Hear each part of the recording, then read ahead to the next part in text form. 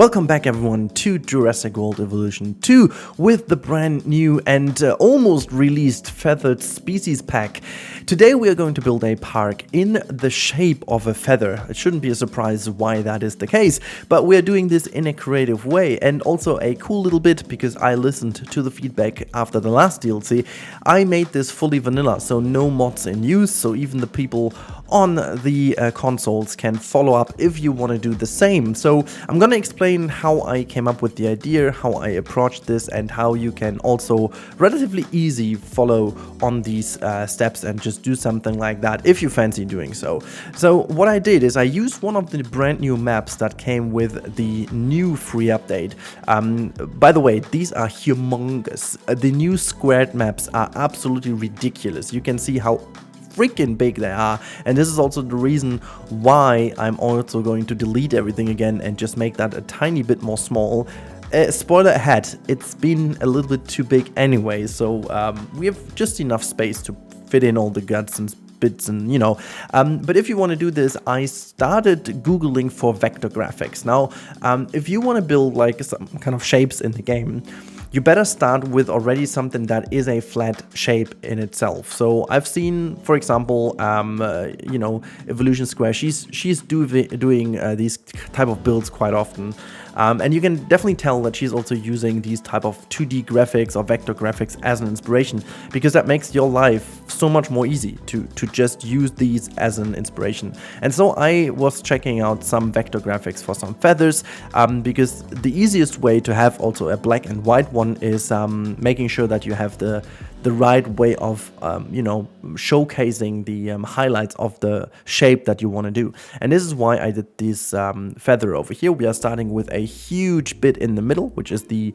center core of the feather, which is holding obviously the feathery part to the left and right. But obviously we couldn't fill in all the path. First of all, it would have taken ages, but second of all, we want to put some habitats in anyway. So speaking about the habitats, we are going to start today with the first one you've seen from this thumbnail, obviously. But it's also important that we focus on making the habitats tie into the concept rather than hiding it. So we will use certain elements in the habitat to highlight the shape of the feathers as well. But first things first, you have to ensure that your pathway also uses a certain contrast. And this is why I'm using the very bright type of path to the outside while I'm using the darkest part in the middle.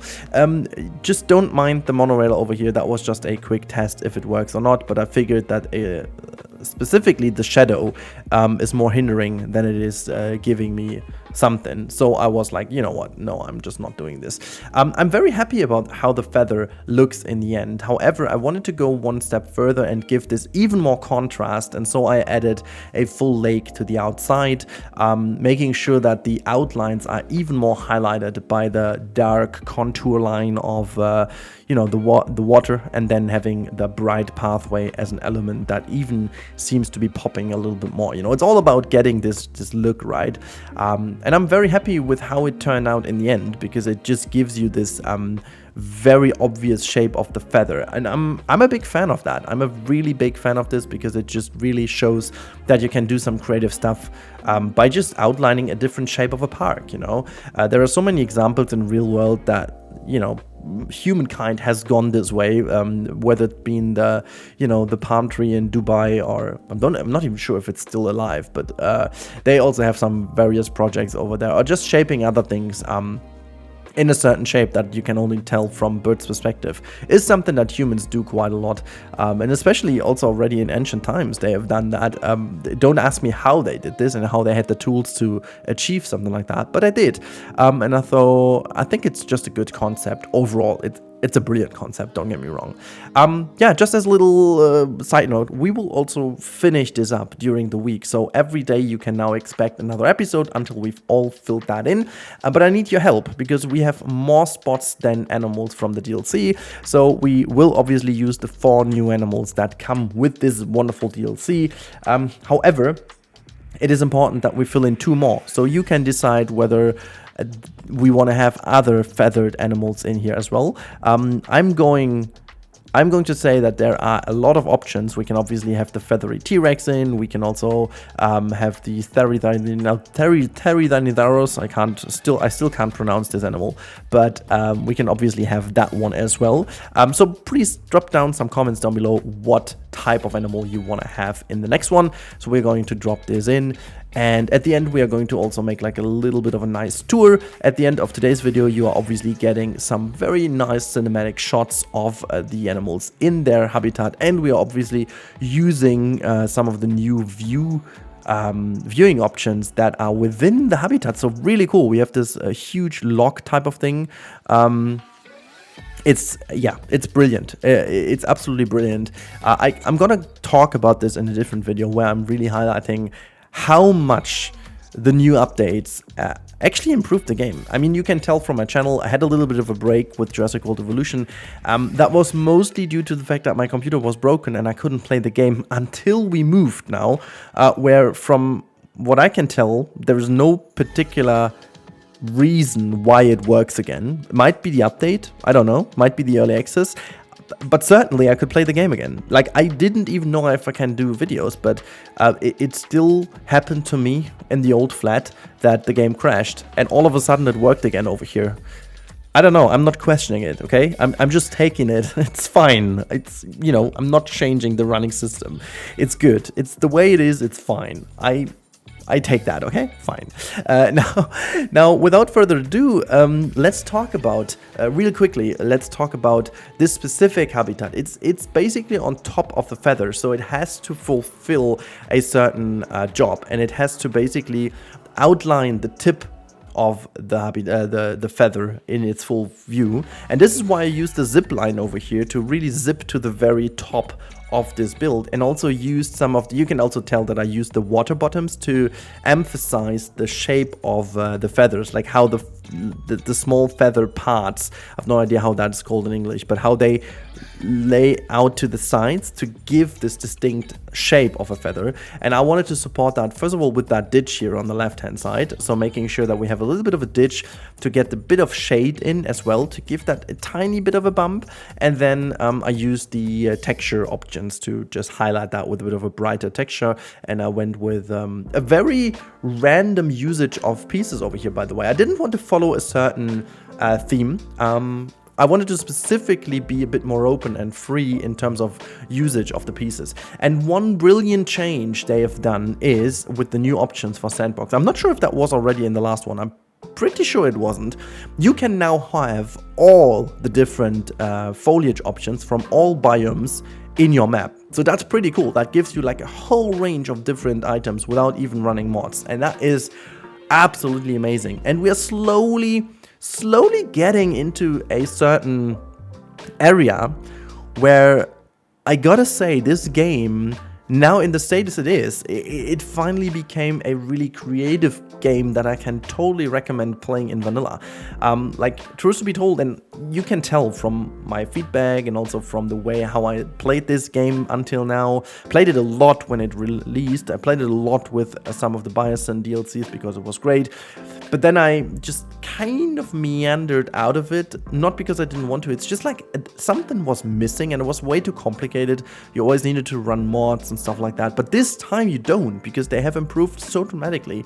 And I think it's really important to highlight that they have listened to the community a lot, and that is really great. I really do have to say thank you, Frontier, that you listened to all the feedback in the forums. I mean, I'm not as deep into the community anymore as I used to be, but I know that in particular the restrictiveness of the different biomes and the related foliage items was one of the major complaints. And I also remember that a lot of the hitboxes were absolutely absurd at the beginning, and they have changed that as well now. There's a brilliant cool new feature with the stones. You can use the random stone option, which is great because that makes building like stone areas even more simple, because it randomizes not only the orientation of a certain stone, but it also just kind of switches through the different types of stones, so you can build them a lot quicker. But that's about that. I really hope you enjoyed this so far. And you know what? I just changed my mind. Let's just not see some cinematics. Let's actually do the cinematics ourselves and make a little tour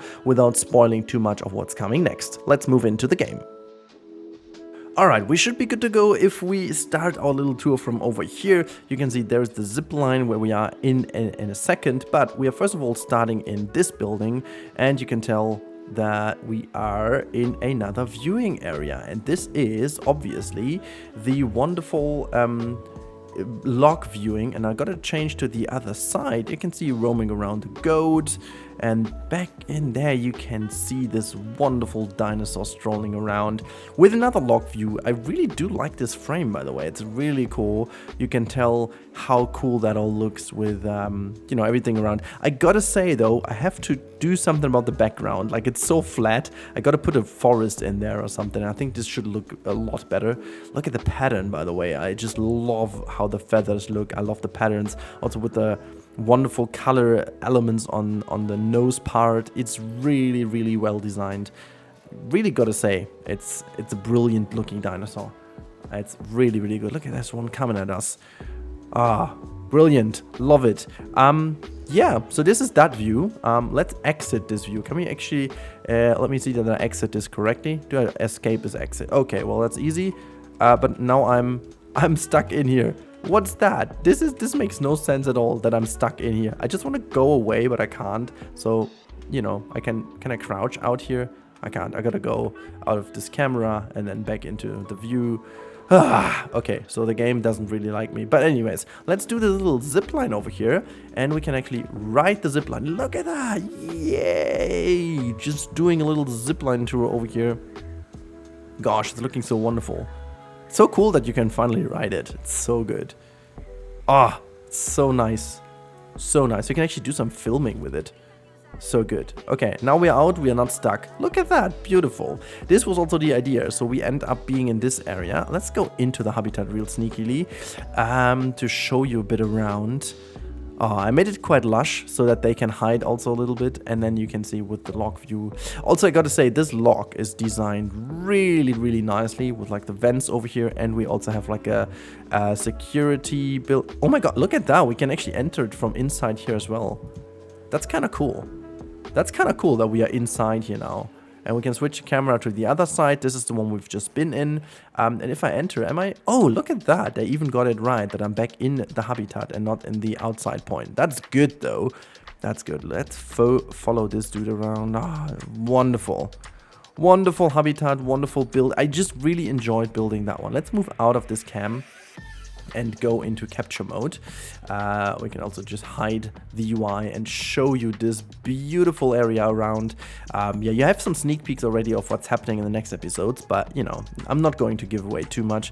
We can also pause the game, and also pretty cool is you have this slow motion button now. I mean, we could always do slow motion, but now you have it on a button, which is really cool for some cinematic shots. Look at that one. This is just utter perfection over here. This is just perfection. Come around, my friend. We need you. We need you. You gotta go to the thumbnail. Have a good time on the thumbnail, I guess. Oh boy, that looks so good. That looks so brilliant. Look at that. Just coming at us. Just quickly pausing the game just because it looks so freaking awesome. Look at that. I am a huge fan of this design. And also how feathery it looks. And look at all the details on here. The scales and this is just like with the little crests on here. Yeah, one of the most beautiful dinosaurs in the game. It's easily up into my top 5. Easily. It's just really looking good. Really looking good.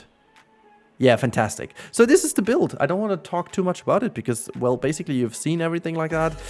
You've seen the, inspiration. You've seen how it looks. Zooming out a little bit so you can tell that this is the crest, the top of the feather part. So this is the top feather, as you can see. This is the outline. And yeah, we've got also like a little seating area, as you can see, just making everything a bit more comfortable for the people. There's another seating over there. No, not too much, not too shabby. I think it's good. I hope you guys enjoyed today's episode. I hope you enjoyed the build. I hope you enjoyed the creative approach of making this all look like a feather. So yeah, have a good time. Thank you so much for your support. If you want to see more of this little mini series, stick with me. There's a lot more coming in the coming days, and we're also going to go back into Prehistoric Kingdom as well.